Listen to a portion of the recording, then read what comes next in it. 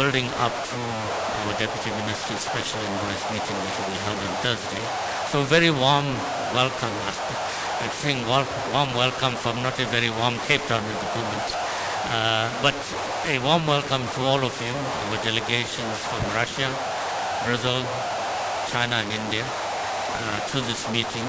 We have in the room all of the delegations besides Brazil that is joining us virtually today, and they will join us physically as of tomorrow and for the Deputy Minister's meeting. Now, very often I'm asked the question, why do we have a focused Deputy Minister's special envoy meeting on the Middle East, North Africa? Of course, this decision was taken almost a decade ago, given the developments in that region that impacts not only on the region but on all of us. And our BRICS ministers decided that our Deputy Minister's special envoy should convene once a year to reflect on the situation in the Middle East and North Africa. And we have been doing that over the past 9 years now. So it gives me great pleasure to formally inaugurate this senior official meeting, where we will continue to look at the draft outcome statement, and I am optimistic that we will finalize that today. Much work has gone into that statement over the past 2 sessions that we've had virtually, and I would like to express my deep appreciation and gratitude for the cooperative spirit in which those discussions were conducted, which I'm sure will continue this morning. I think we meet at a very critical moment in human history. It has been said, not since the end of the Cold War has the world community been in such a crisis. A number of situations that we are confronting simultaneously, not just major power conflict, but also the issues around climate change, biodiversity loss, anti-globalization, and of course the impact of new technologies, the so-called Fourth Industrial Revolution, on our lives. But we have seen that there has been some sunshine in all of this gloom. And we have seen that sunshine verily in the region that we are dealing with this morning, the Middle East, North Africa. And the sunshine manifests itself in the form of the rapprochement between Saudi Arabia and Iran. Now, in my dealings with this region, I have overseen this region for over 2 decades as Deputy Director General responsible for Asia and Middle East. I have visited Saudi Arabia and Iran on many occasions. And for South Africa, the issue that we always put on the table when meeting both these countries and countries of the region, and of course our other global partners, is that for any semblance of peace to take root in the Middle East, first and foremost you need Saudi Arabia and Iran to come together as the leading powers of the region to set a template for peace, for development, and for growth in that region. And that's what we have been doing for a long period, since our democracy, when we established diplomatic relations with all the countries of this region. So we were very pleased that the groundwork that was undertaken by countries of the region, in particular Oman and Iraq, manifested itself through China's intervention and the brokering of a deal that resulted in the normalization of diplomatic relations between Saudi Arabia and Iran. And we want to express our gratitude to the leadership that China has shown in this regard. And this makes us proud that a fellow BRICS country is manifesting what BRICS stands for. BRICS stands for an inclusive world. BRICS stands for addressing peace and security through dialogue, and in engaging with all of our global partners, both in the global north and the global south. Now, of course, what we have seen is the ripple effect of this positive development between Iran and Saudi Arabia, in that you are seeing that there's normalization of relationship with other Gulf and Arab countries of the region. There has been shuttle diplomacy of ministers and leaders visiting each other's capital and re-establishing relationship between themselves that have been frozen for a very long time. Now, as South Africa, we have always maintained that the countries of the region must be left to themselves in the first instance to resolve their differences. We have always spoken out against outside interference. because we have seen that outside interference has been the precursor to fractious relationship in that region. And we have seen the appetite amongst countries of the region to take their destiny into their own hands and to chart a path of peace, a path of cooperation, and a path of development. Because the Middle East, North Africa region is pregnant with tremendous opportunities, and we are all highly dependent on that region still for our energy needs, being the largest reservoir of oil and gas in the world. So we are welcoming this positive development as the BRICS community, and we hope we can continue to build on this in bringing about peace in other regions of the world. But as we meet also, we are extremely concerned around the developments in Sudan. And that will be part of our deliberations today. And as BRICS countries, I think also we need to see what is it that we can do to bring about the cessation of hostilities between the warring parties at the moment. As a result, we are seeing a humanitarian crisis in Sudan, and we would like to see hostilities ceasing as soon as possible, and a return to peace and a return to negotiations between the parties to bring about some sustainable peace within Sudan, which has an impact on the larger region. So we will deliberate on all of these areas today, looking at some of the positive developments, some of the ongoing challenges, and what is it that BRICS as a collective can do to try and also assist, working with the regional bodies, working with the United Nations. And I think it's very important that for BRICS, ensuring that the United Nations is always at the center of resolving conflicts, and that the regional bodies are an integral part of resolving those differences. So for South Africa, and I believe for all BRICS countries, what we would like to see is that we address differences, conflict, wherever they may prevail, not only in the MENA region, through diplomatic dialogue, through engagement, based on our own experience and our own past history. That is the only path. There is no war that has been won on the battlefield.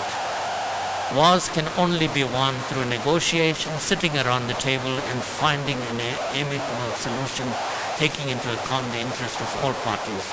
And we are seeing the positive effect of that in the MENA region. So it gives me great pleasure to formally open this meeting and now call upon my Russian colleague to make opening remarks. Thank you, sir.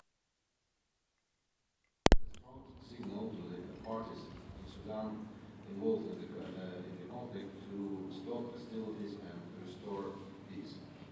Current situation poses threats to regional and international peace.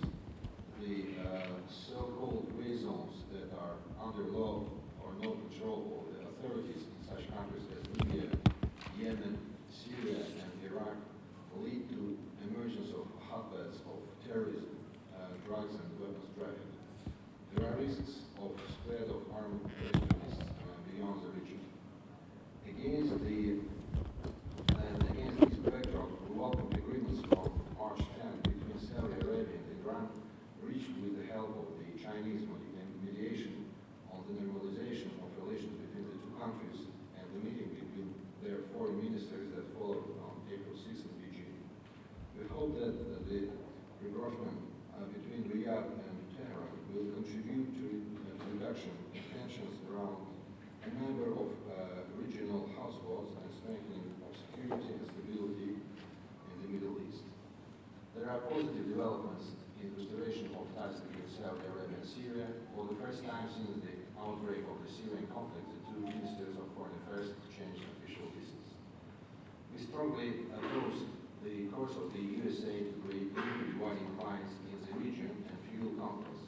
First of all, we are talking about confrontational initiatives in the area of so-called collective security that are aimed at creation of the US-led anti-Iranian coalition on Middle East countries. We believe that such artificial military alliances only further escalate tensions in the region. On our part, we are convinced that regional disputes and problems should be resolved exclusively through political dialogue, based on equality and respect for interests and opinions of all sides. It's important to analyze recent positive developments in the Gulf region and possible ways to combine our efforts on the basis of our national initiatives involving the Russian concept of collective security support our partners in the region in their desire to move forward towards normalization of the situation in the Middle East. Thank you all very much, and I wish all of us success with this meeting. Thank you. Thank you, Russia, for your statement. We can now have our Brazilian colleague online to deliver the opening remarks.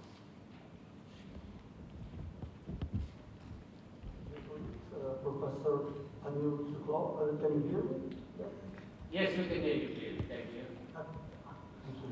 On behalf of the Brazilian government, I'm honored to join the meeting of the senior officers of the BRICS on the Middle East and North Africa today.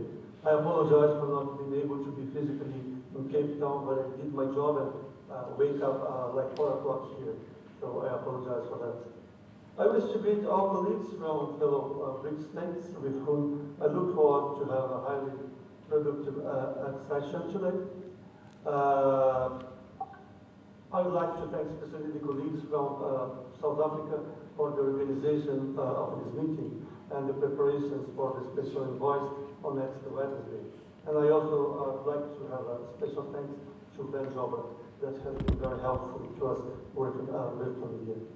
Dear colleagues, as I have said, this exercise offers us a valuable opportunity to share our views on important topics concerning international politics, peace and security. In the MENA region, we have no doubt that BRICS countries can make an important contribution to foster a regional environment conducive to stability, creating favorable conditions for the region. Currently, on one hand, the situation in the Middle East and North Africa continues to pose serious political and social challenges, with significant instability for the region, which in some occasions threaten international peace and security. On the other hand, recently, the region has seen positive developments that point to a brighter and more prosperous future for the populations in the Middle East. When I say that, I have in mind the normalization agreement between Saudi Arabia and the Republic of Iran. Also, I'd like to thank Iraq and Oman and China for the efforts to reach this agreement. On the other side, we have challenges that continues to demand our attention. In Yemen, there is an enduring humanitarian situation with more than 11 million children in need of humanitarian assistance, such as access to safe water, sanitation, and hygiene services. The socio-economic fabric of the country remains on the edge of collapse, with large-scale displacement and recurring climate shocks. In this context, the Brazilian government also believes that the BRICS can be a source of economic development through trade, technical cooperation, and investments, and a partner of MENA countries on building stronger institutions. At this juncture, the escalation of violence in Sudan is a reason of great concern for us, with clashes between forces and a growing number of deaths. We understand BRICS should work in a language that reflects our deep preoccupation with the situation and a strong appeal to put an end to violence and to restore order and stability. And I thank you, the Republic of South Africa, for incorporating our suggestions, and also thanks to the colleagues for their understanding in our request for reopen a text that was already negotiated. Also, the current deadlock in the Israeli-Palestinian conflict, without any prospect, is a reason of special concern for us. We have seen with frustration the recurring conflicts in East Jerusalem and the spread of settlements in the West Bank, which contributes to further disappointment and anguish in relation to a solution for the conflict.